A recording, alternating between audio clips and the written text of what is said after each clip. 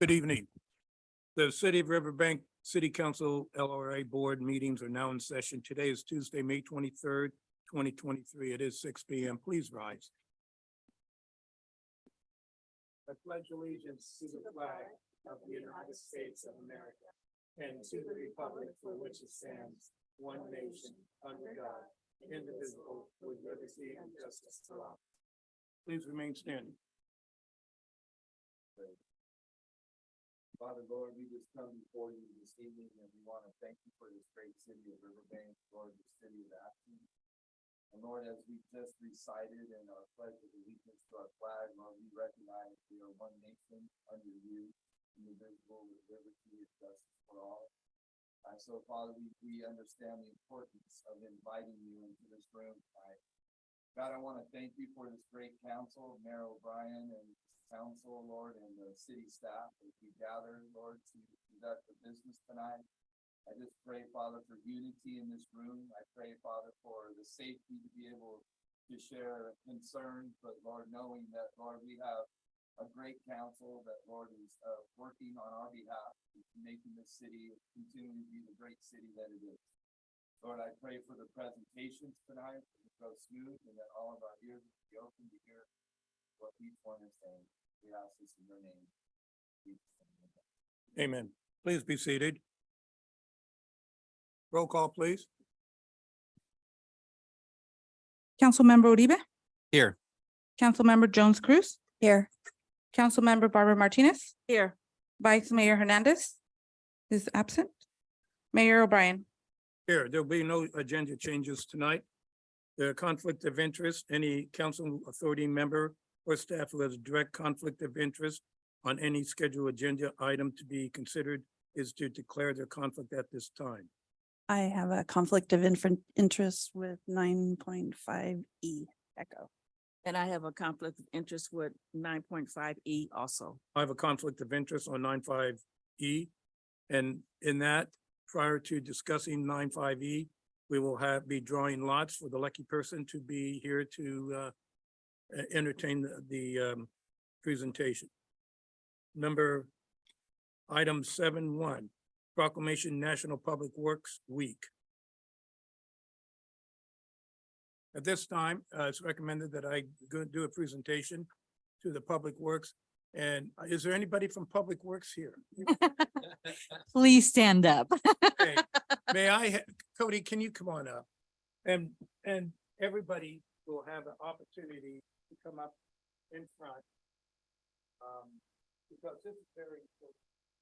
Your week, your services, what you do, and a lot of times you get very little of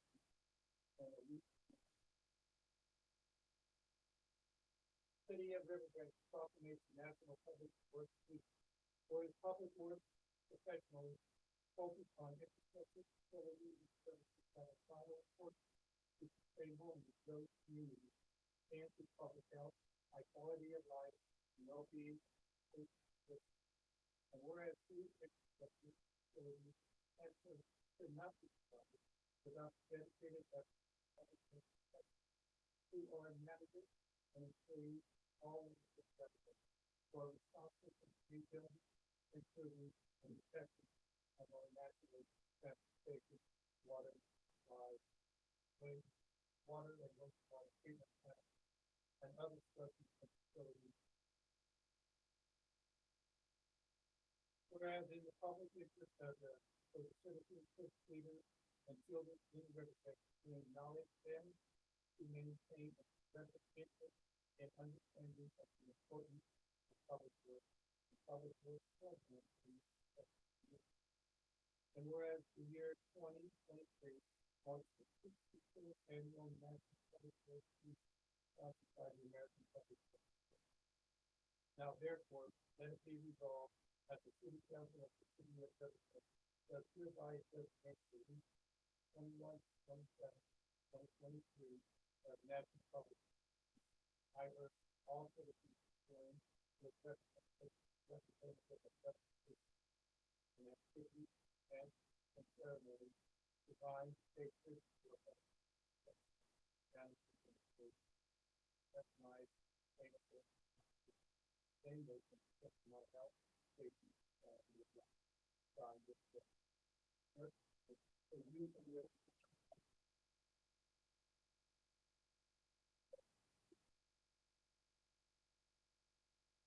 This is a certificate of recognition, California Senate, National Public Works Week, City of Riverbank Public Works.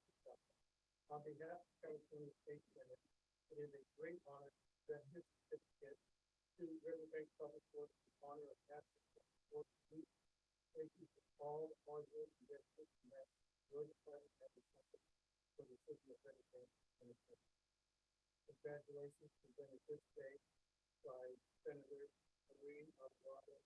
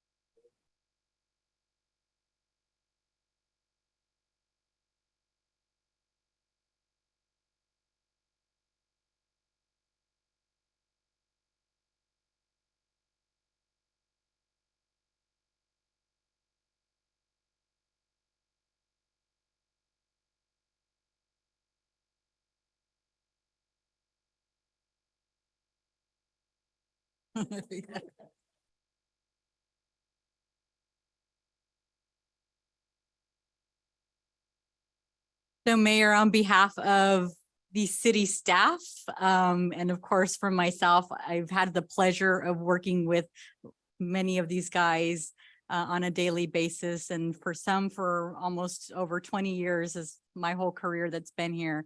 And if you were to ask each one the years of service that they've had with us combined, it's probably over 200 years of service. We have some extremely dedicated employees that are an absolute pleasure to work with, that come in with a smile on their face.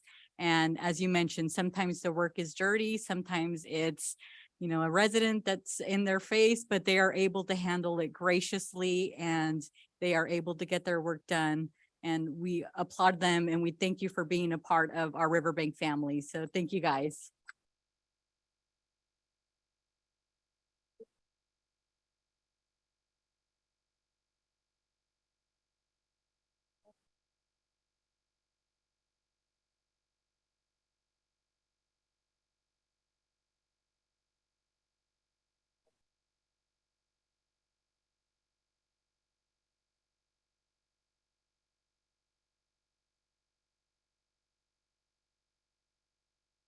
So I would like all the public to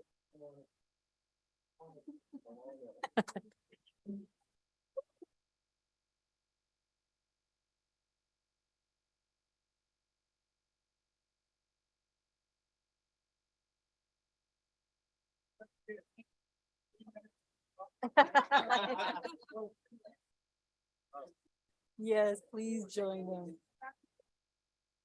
I'll have them come around the back.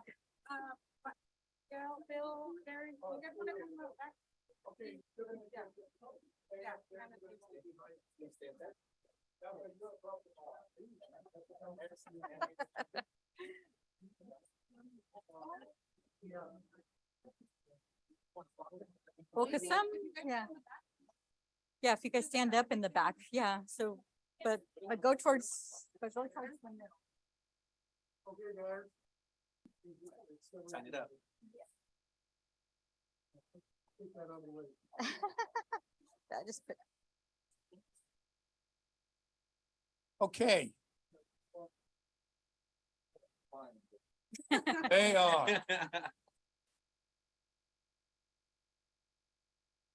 Smile like you actually like us. Yeah.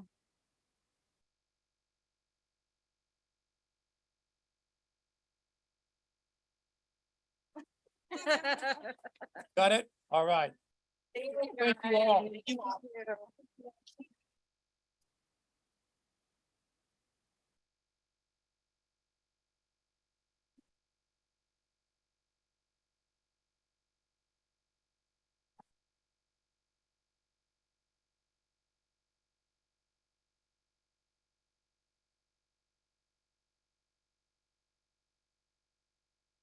Thank you, guys. We expect you here bright and early tomorrow.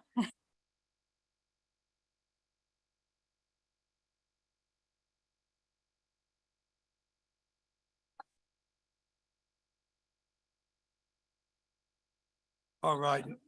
Now that the serious part is over, we'll go to more lighter things. At 7:2, presentation of the homeless 2023 point in time or the pit count results. So Mayor, we have Ronald Reed, who's the Senior Program Manager, and Linnell Fuller, who's the HMIS Administrator for the Stanislaus County Community Services Agency, who will be making this presentation tonight.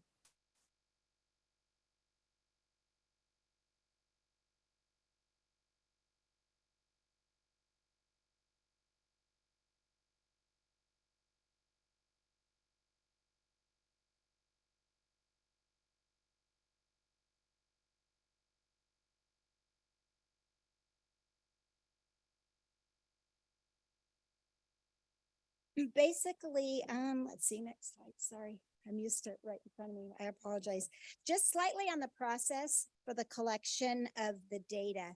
So not only is it part of the surveys, everybody going out in the communities and collecting the surveys, it also entails all the shelter data as well as beds and units that are in the community for the homeless. So the housing inventory count piece of it.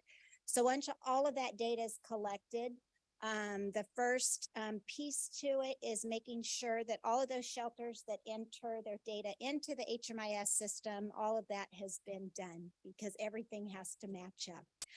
After the collection piece, then you start going through the data with using the app, the County Nest app we've used for the last 3 years. It actually, you may get some of the users, if it's a shelter, they may accidentally put the individual in transitional housing versus an emergency shelter. So we start going through, making sure they're all in the correct categories. We verify for duplication of those that may have been in the shelter count versus the street count. And then we really look at the observation surveys. Those are a little bit more complex because it is an individual's view of the individual, and they're writing everything down of you know, their opinion on what they're wearing, those types of things. So we can try and compare that they weren't already counted by another individual. After that part of it, then once all the data is gathered, we enter it into the HUD homeless data exchange system. And that's where the real work starts with explaining all of the data that's been provided to them. Total reported this year was 2,091. All individuals, there was a total households of 1,790. We had 84%, which was 1,760 that were interviewed, and 16%, 331 that were actually observed. Total collected data was 2,401. So out of that, we had 78 individuals that were not considered homeless, and 232 that were either duplicated, not enough information to be able to use that data. This year, we trained 302 volunteers. We had 76% actually participated, which was 230. For Riverbank, we had 10 volunteers actually signed in for the day of the count, and 5 actually collected surveys. So hopefully everybody got a chance to pick up the actual summary of the count. Just to briefly kind of go over the longitudinal trend over the last 3 years. In 2021, we had 2,927. That increase was due to the method in which the data was collected that year, due to the COVID. And then we went to 1857, and this year the 2091. So 55% were sheltered and 45% were unsheltered. On the bottom, if you have the actual from the bottom right-hand side, it has the household breakdowns as far as family households. And there were 374 persons in 113 households.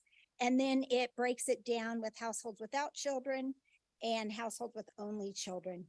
In our community this year, we had 101 veterans out of 100 households. So one household actually had 2 veterans in the household. Then it has the age breakdowns. The oldest individual in our community actually that is sheltered was 84 in Patterson. We had 2 on the street that were 82. One was in Turlock and one was in Modesto. On the back part, the back page, we had actually this year, there was 73% of all that were actually interviewed that stated they first became homeless in Stanislaus County. And there was 62%, which was stated they had been in our community for at least 3 years. So it was kind of interesting. What brought them to the community, 37% said they were born and raised here in Stanislaus County. 30% came to stay with family, and 13% stated that they came for our resources and shelter. Then it has all the breakdowns as far as reasons to decline shelter, which was kind of interesting this year. There was only 277 responses. Out of that, 32% stated due to rules. They didn't want to stay in the shelters in our community due to the rules. 20% stated due to pets, and 14% due to substance use. The interesting thing this year, so sleeping, the 949 unsheltered, 40% stated that they sleep, that they're actually sleeping on the street, and then 15% in vehicle, woods, encampments were 25%, and park 15, under the bridge 3, and abandoned building 2. So on the next slide, I did a trend for Riverbank specifically, so you guys had an idea. In 2018, as you saw, there were 5, you went up to 14, 26, and 2021, as I mentioned, there wasn't a breakdown due to the actual methodology of how we collected the data was different, and it was through the coordinated entry system.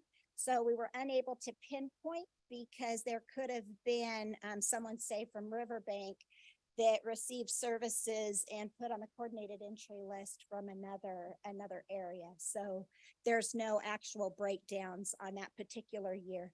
Then you went from 18 to 18. The interesting thing this year, when I was going through the data, there were 19 surveys actually from the individuals that counted here in Riverbank. One of them, though, their location was not in Riverbank.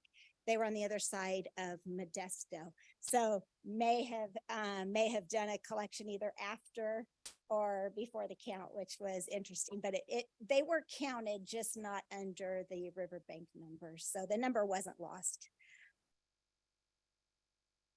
And then basically this is just saying, I do all the reporting for all of Stanislaus County, federal, state, what goes to Congress and everything. And so this is basically stating that we had 17 organizations with 78 total housing projects and a total of 2,275 beds. There were 2,004 beds that were filled. So we had an 88% utilization rate, which is the highest in several years. And then it breaks down the sheltered and unsheltered, stating there were no actual errors on the data that was submitted. There was a couple warnings in regards to the youth that had to be explained. They fell in a category for unaccompanied youth, but yet they had an adult that was over the age of 25. So it disqualified them from that category. So it brings up a warning, making sure you have to verify that data.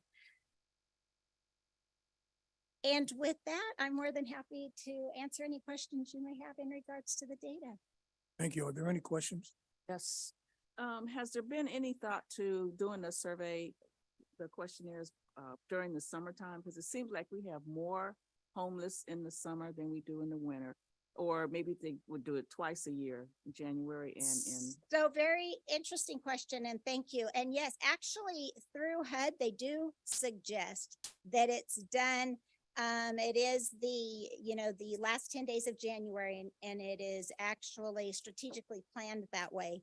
And then they do suggest that one be done in the summer months. I will say, obviously that would be a wrong question. It's something that the community, we need to really, need to really work on. It is a lot of work to put, people don't realize the work involved, honestly, not that that's an excuse. I'm not trying to make it an excuse. But yes, they have found, and the reason I think it's always pretty much been just doing it in January is it's colder, so it pushes more of the homeless into like the shelters and whatnot to get counted versus, especially in the hotter, they tend to hide. But yes, Ron, you could probably even. Explain it pretty well. It's the number of volunteers that are necessary. You're talking, we trained 302 people, of which what 200 and Yeah, 230 showed up. So we depend on the volunteers to try to get volunteers going twice a year. Would be difficult to train them. The cost of getting them out there, your staff. There are a lot of associated costs, a lot of resources that would have to be used, especially over the summer months when everybody's on vacation. So logistically, it would be difficult. I'm not saying it's impossible. Logistically, it would be difficult. I just think that I don't know. I personally think that we're missing some of the people during the winter time. And one thing I can say to that, honestly, I see the data day in and day out. And what people don't actually understand, because they may not see that piece of the data, yes, this is a very small percentage of our homeless population. But what we average out at the end of the year, the full federal cycle and most of the reports, the longitudinal systems analysis report that goes to Congress, who decides then how much funding is spent in regards to the homeless population and whatnot. Those averages throughout the past 4 years, even on the year of 2021, where the count was actually higher, we are so very close in our numbers. It's like 5,300, individuals that are truly more or less homeless in our community versus seeing just one specific point in time. So, and like I said, a lot of times you don't see that other piece of the data, and because that's giving you the whole picture versus just that, that one day. So, and I would be more than happy at any point to, to present that so you can see it, but that has been a whole year of the data.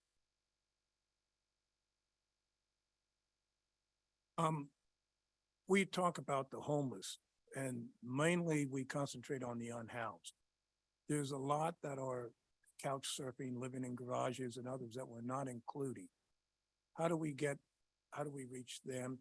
And as we construct a tiny home village, how can we get them to transition into a home permanently for them and their children until such time as they can find full employment? Great question. So where we really struggle in the community is, especially for the SCOE, the school districts, their homeless definition is different than the federal, the federal homeless definition. And so couch surfing always happens with those individuals. One thing I can honestly say, a lot of the state funding that has come into our community recently,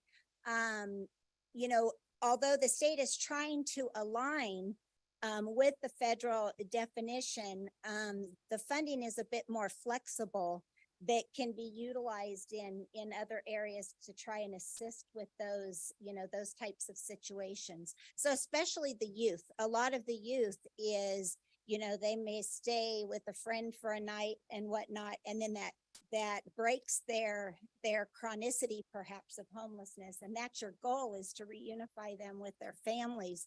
So it is a struggle of something in which we need to work on. But as I said, some of the funding now that's coming into the community being more flexible, I think we can, we can find creative ways to try and make that happen. If I can add one thing real quick too, the definition by the feds is very specific as to what is homeless.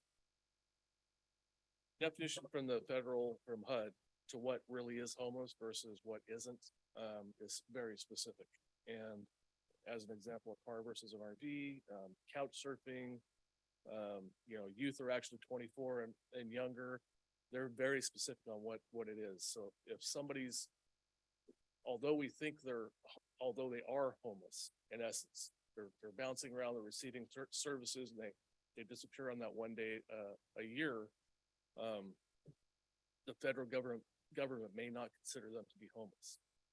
So we're providing services, but they have a place to go at night, even though that place may bounce around all over the place. So can you get the definition of homeless?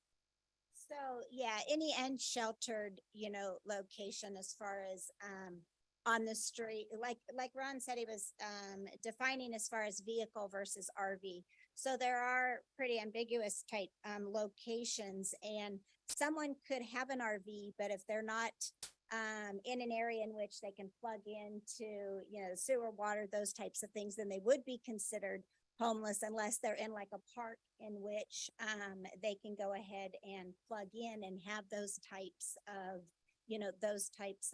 services to them. So it's strictly, generally couch surfing is not considered homeless in the federal world. And so and the other piece, and that's why they have the homeless count the last 10 days of January, is a lot of people cycle in and out of homelessness, right? So they may get some funds in which they can afford a motel for so many days of the month. They start running out of money the last part of the month.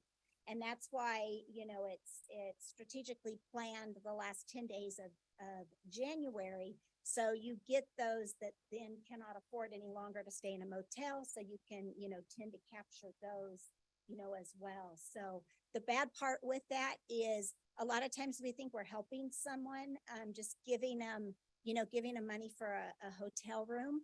And if it's paid not by like vouchers or, by a government entity type situation, they would lose their homelessness chronicity status. And so, it's a hard one because we do what we can to help someone. And yet in the eyes of, some of our bigger funders, then that could alleviate them getting an actual unit, a place to stay, because most of our units here in Stanislaus County are for chronically homeless individuals. Well, thank you. We do have one comment. You have to be up here in front of the microphone.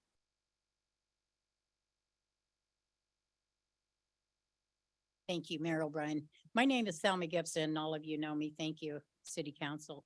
I wanted to introduce myself to you because I work with the homeless. We just fed 22 homeless people less than an hour ago out on the river. And I'd like to state that a lot of them are complaining about the surveys, that they're too long. And so they really don't want to sit still. Then I have several say that when they know that you're coming in, they're hearing it from their friends and they are hiding. They don't want to do that survey for some odd reason. They're really scared. So a lot of times Lori and I are out, just not at this basic part of the river, out by Sutliff's, heading out to Oakdale, out by Mesa too. We have a group there, but we have them all through. Actually, we have a total count of at least 60 homeless people here in Riverbank. Because when we go out and about, we carry food and water all through town, and we come across many homeless. We go out around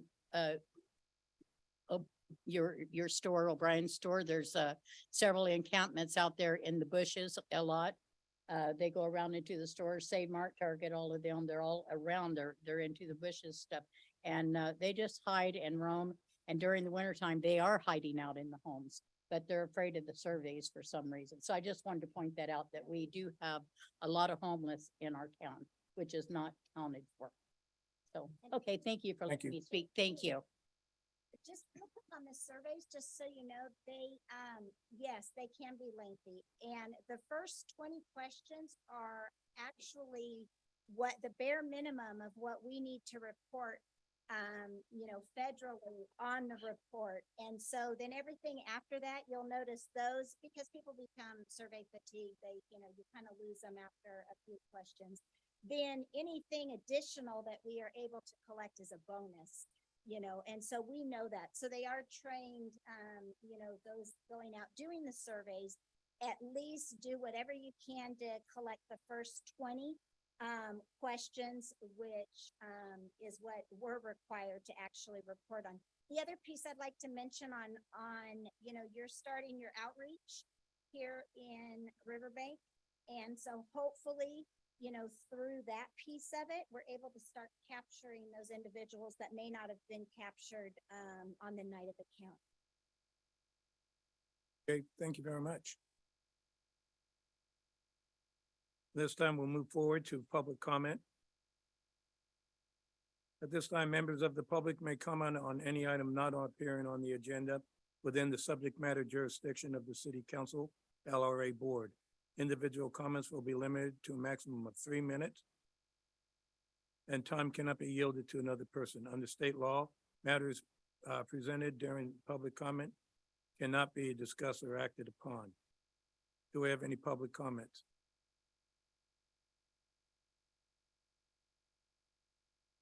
Jamie Yeagers, 7730 McHenry Avenue, Modesto. As you know, I was here 2 weeks ago to request being placed on tonight's agenda for the purposes of considering our urban limit initiative.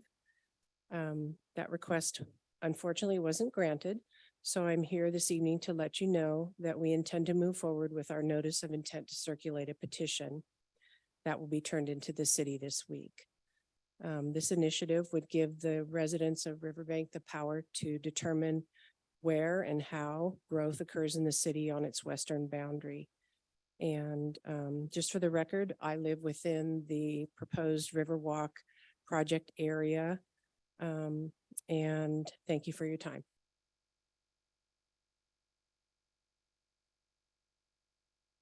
Please don't argue about it. Let's come on up.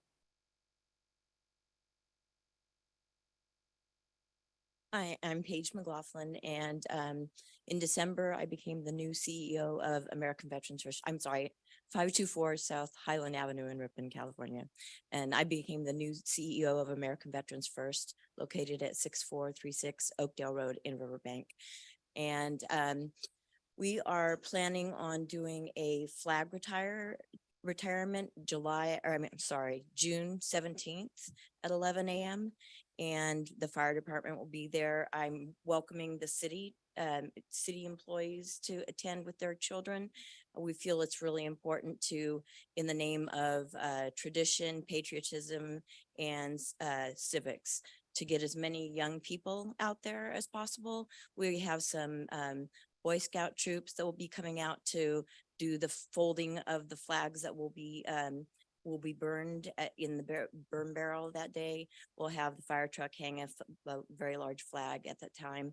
We'll have hot dogs, chips, and drinks afterwards. But I just wanted to come out and invite you all to bring your families. And I know we have a couple veterans on the council, and I think probably in the audience too. So I just wanted to be here and invite you all, and also to introduce myself as the new CEO. Duke Cooper stepped down in December. Congratulations for CEO. Thank you. Thank you.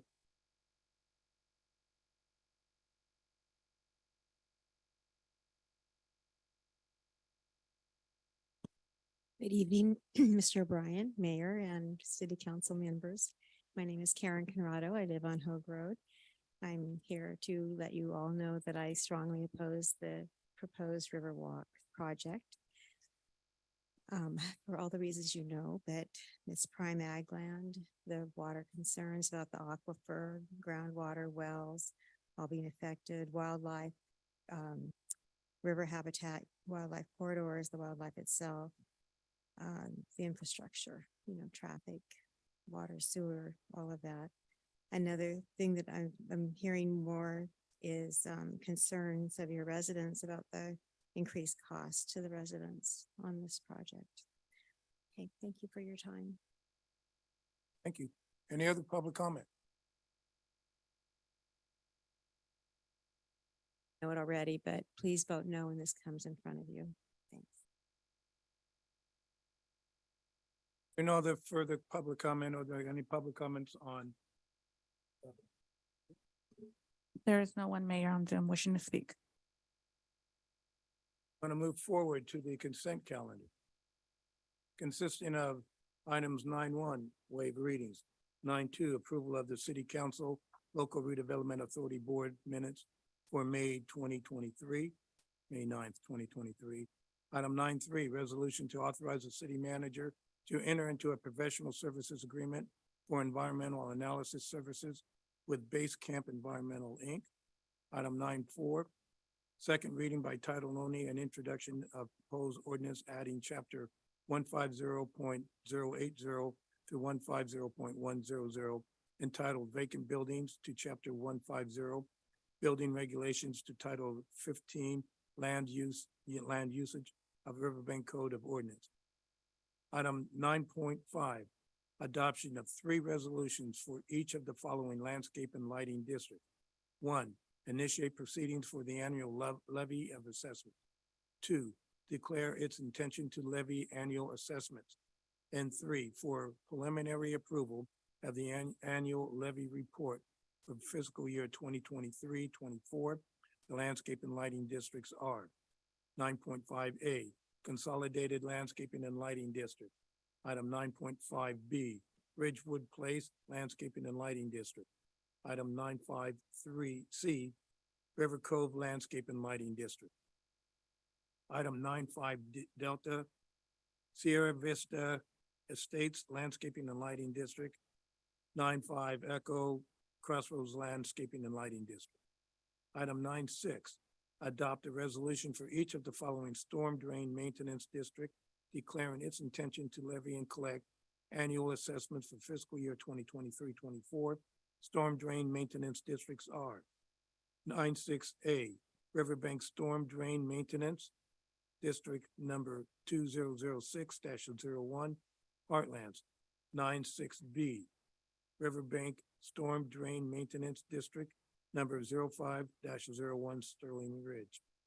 Item 9.7, resolution authorizing an amendment to the agreement between the City of Riverbank and the Riverbank Unified School District for school resource officer services and authorizing the city manager to finalize and execute the said agreement.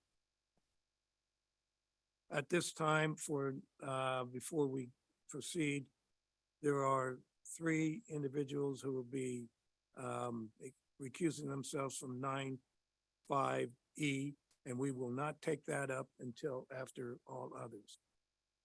Are there anyone wishing to pull any of the items? Please come forward.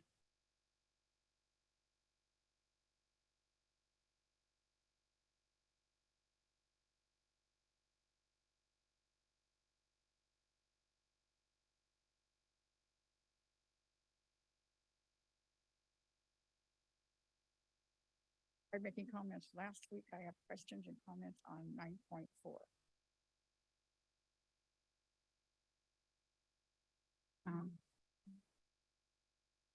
The phone didn't work last week either, so it was disconnected. Your definition of a vacant building means a building which is without a legal resident or occupant and not being put to the lawful commercial industrial use. And if it's more than 90 days, then you will put us in a monitoring program. So what you're saying is you'll no longer allow a vacant building in the city, whether the property owner wants it vacant or not. Because that kind of goes against the state code, the Ellis Act, that allows you to pull it out if you don't, and I'm not a renter, landlord, I do not have a rental. But it allows you to pull it out if you don't want to rent it, but the way this is written, it sounds like it needs to be clarified. If there's no financial, item, it doesn't say what it's gonna cost the city to run this program.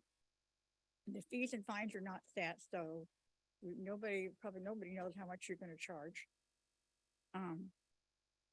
We don't know where the money is gonna go that you collect. Is it gonna go in a separate fund? Is it gonna go in the general fund? Or how you're gonna use the money that you collect? None of that's in this thing that you're voting on, that you're approving. It's very vague. Now, one conversation I had is my understanding that if you're in a homeowner association or a specific plan area that has coverage on that plan about how to handle vacant buildings and stuff, that then you would be exempt from this because you would follow your specific plan or homeowner association. So I'm not exactly sure who is going to be covered on this and who isn't. If you're not amending specific plans or anything, I think we would have to follow the specific plan in certain areas. I don't know how that's supposed to work. 150.086 refers to securing vacant buildings. And that the city can impose, has sent a notice of imposing securing requirements. Does not say what that means. Anybody have an idea what securing requirements even mean?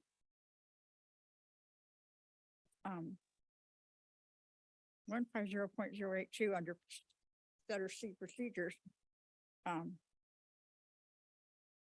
refers to the billing of the monitoring program fee, which says it shall be billed to the owner of the property and mailed to the owner's address as set forth on the last assessment roll of the county assessor. Under Prop 218, it says that reliance of an agency on any parcel and map, including but not limited to an assessor's parcel, may be considered a significant factor in determining whether a fee is imposed as an incident of property ownership. This is a fee is on property ownership. That's what it is. It's a fee on property people own. So I'd like to know why this is not going through a Prop 218. Any other questions? Thank you. I get answers. You will get answers. Donna, can you, well, first off, the intent of this is to get those property owners that abandon their buildings that either catch fire a couple times, have vagrants living in it, or continuously have issues with weed abatement and no one's living there. That was the intent of this. The fees, we haven't even determined if we will have fees. If it's a 218 process, we'll go through that. But right now, the intent is to determine if individuals or like a bank-owned property not being maintained, is it considered blight? Is it considered some type of nuisance, or is it a health or a safety hazard? That's what the intent of this is. This is a understanding between the property owners where they make that agreement with the city when they buy the property that they will maintain it. We are not here to take away anybody's property rights. Taking away property rights is against the Constitution in Amendment 5 and Amendment 14. Amendment 14 guarantees you the right to property, and Amendment 5 guarantees due process, and we'll do due process. When somebody is in violation, they'll have the capability of registering, and if they are trying to rent a property, as you stated, if someone's in between renters, if they're actively trying to rent, actively trying to sell, we understand that. So we're not going to be here taking away a person's right to develop, to use the property, to tear it down, to rebuild it, or take it from an agricultural perspective to a development perspective. That's not our responsibility. Our responsibility is once they have a construction, they maintain it in good order. That's what we're here for. Any other comments? Any additional remarks? So just with regards to the establishment of fees, that will be something that will be coming forward as a resolution for the city council to consider. Ms. Halbert brought up whether it's a Prop 218. This is not an assessment that's being assessed on all properties just by the nature of them being in the city. These are only for those that are participating as part of this program. So therefore that process does not apply. You didn't touch on the specific plan portion of her question. We have 4 specific plans here in the city. And to the best of my knowledge, not one of them addresses vacant and abandoned buildings. And therefore, if a specific plan is silent on the topic, you refer to the municipal code. So they would be covered just like any other house in the city. Thank you. All right. Any other comments, question? You need to pull any items? All right, can I have consideration for the consent calendar? I'll make a motion that we consider the consent calendar minus 5E. I'll second that. Okay, we have a motion to approve the consent calendar, exception of 9.5E, and we have a second. Councilmember Uribe, Yes. Councilmember Jones Cruz, Yes. Councilmember Barbara Martinez, Yes. Vice Mayor Hernandez, Yes. Mayor O'Brien. Yes, Motion passes 5-0. at this time, the 3 members recusing themselves will be drawing lots. And if So- I understand, the lowest The number. lowest number stay. will stay to meet quorum.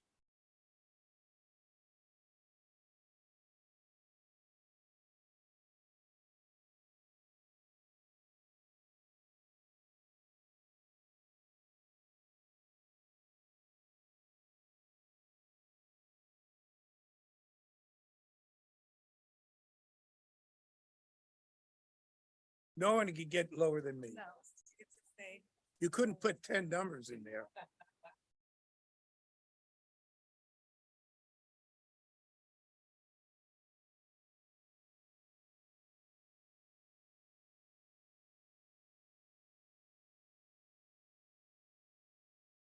Item 9.5 Echo.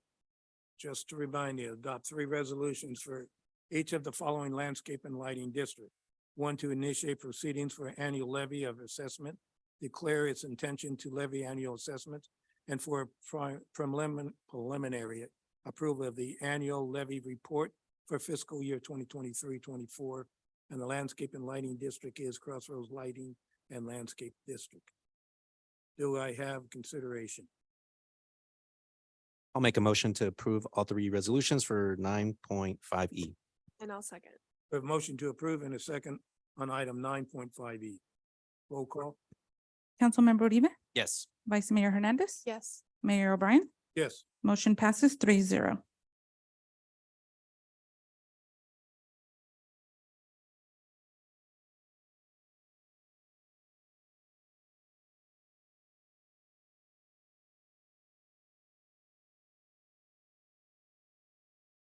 At this time, we'll move into staff comments.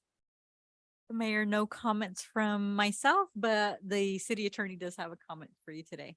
Thank you, Mayor and Council. I just wanted to note that I had a ride-along Saturday night from 7 to 7 with Officer Deputy Gamez.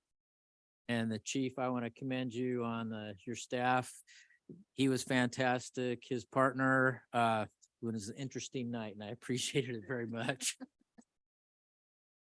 Thank you. All right, Councilmember Jones Cruz, please. I just have a couple things. One, I just want to personally thank the Public Works folks. They do amazing stuff out there. I always wave to them. So if you see crazy lady in a white car waving, they always wave back. I don't think they know who I am, but they always wave back. Downtown Riverbank Downtown Market every Tuesday from now till June 13th. Thank you. Don't forget to check it out when you're done here. You can go get some dinner over there and get some crafts. The weather is getting hot and I just wanted to remind folks to be careful with fast cold water coming down from the mountains with all the snow melt. And a reminder that there is free life jackets at the fire department. If you need to use those, please take advantage of that service. And the last thing on my list here is to take a look at Parks and Recs classes. They have a lot of swim lessons going on and let's keep it safe this summer out there as we're gearing up for this hot and warm weather. So that's one that's near and dear to my heart. So sign up for some swim lessons. Thank you. Thank you. Councilmember Uribe, No comments tonight. Thank you, Mayor. Councilmember Barbara Martinez. Have a few this time, I promise. Okay, so I attended the Shaw meeting and just want to let everyone know that every Friday, the meetings will be recorded and can be viewed on our CSOC website on YouTube. And the county announced that there will be an opiate substance abuse program, which will be coming in the fall, and it'll be for adults and adolescents and with lifelong support. You heard earlier about the Stanislaus County Office of Education, or SCO. They are, as you heard, are looking at prevention of homeless, and it's a coalition looking at homelessness in the schools and trying to identify those students who is very hard to reach and to know who they are. So their focus is on housing and also those that are students that are unhoused, and also transportation. What was noted was that for a lot of students, especially the younger ones, they don't have transportation to even to go to the there's no car seats or, like booster seats or anything. So it's hard to get them for their, like their school, their, pre-kindergarten, I'm trying to say. Also, one of our community events that's going to happen is that the Royal Neighbors, the Riverbank chapter, is going to have a fantastic tea party that's going to be on June the 10th at the Stanislaus County Veterans Center. And all proceeds go towards their annual Veterans Luncheon, which the Veterans Luncheon this year will be held on November 4th of 2023. That's it. Thank you. Thank you, Vice Mayor. And I don't have any comments today. I attended the San Joaquin Joint Power Authority Board meeting. This is the one that secures funding and also plans the safety and the future of rail in this area. It's been going on for 10 years, and it started with Stan Cog and also Senator Galgiani, where they got together to form this board, which goes from Sacramento now down to Kern County, and it has garnered billions of dollars in improvement for rail safety, and new rail services. While the ACE is not here, it should have been here by 2022. It will be here before I expire, but maybe not my term. Memorial Day is this Monday. It will be a cool day. It should be probably in the 70s.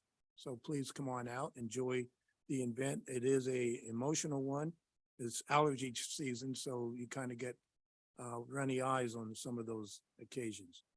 With that, we'll go into closed session with item 13.1, conference with legal counsel, anticipated litigation, significant exposure to litigation pursuant to Government Code Section 54956.9 Delta, potential case 1. Item 13.2, liability claim pursuant to Government Code Section 54961, claimant Robert DePaya, agency claimed against the city of Riverbank. Item 13.3, conference with real property negotiator pursuant to Government Code Section 54956.8, property 062-031-005, parcels 1 and 2. Agency negotiator, Maricela Garcia, city manager, property negotiator, Ametis Inc., under negotiation price, term of payment, or both. At this time, members of the public have 3 minutes to comment on closed session prior to us going into closed session. Is there anyone wishing to speak prior to closed session? Seeing none, we adjourn to closed session.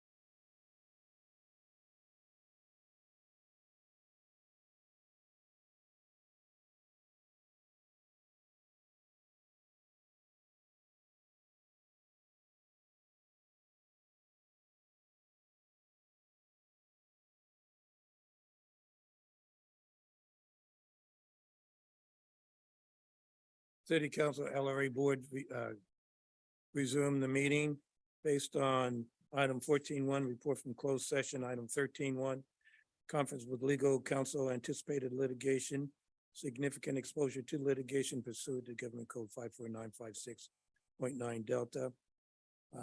Direction has been provided to staff. Item 14.2, report from closed session, item 13.2, liability claims pursuant to Government Code Section 54961, claimant Robert Tapia. Agency claimed against City of Riverbank. By a vote of 5-0, the claim has been denied.